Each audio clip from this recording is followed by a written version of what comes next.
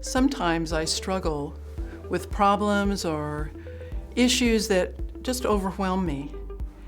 And then I begin to remember a study that my friend Carol and I did several years ago.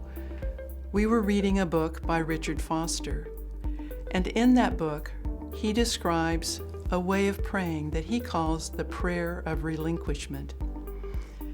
And when I pray this prayer, I try to present the struggle that I'm having to God.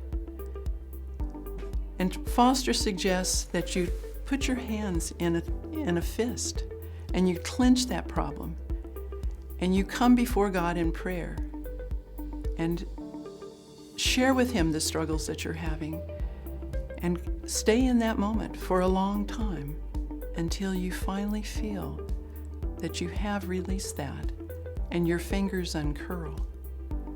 And when you've presented that to God, rest in that for just a while. After you've released that prayer and you feel a sense of peace because you're trusting God, it's a wonderful feeling. But if you're like I am, in the next day or two, that issue will come back. And you'll start to think, okay, I'm going to grasp it again. And at that moment, I encourage you to stop and thank God for taking that concern, that struggle from you. And always go back to that, knowing that you can trust Him. A good point of reference for that is Psalm 62, verses 5 to 8. David wrote, "Find rest, O my soul, in God alone. My hope comes from Him. He alone is my rock and my salvation. He is my fortress. I will not be shaken. My salvation and my honor depend on God. He is my mighty rock, my refuge.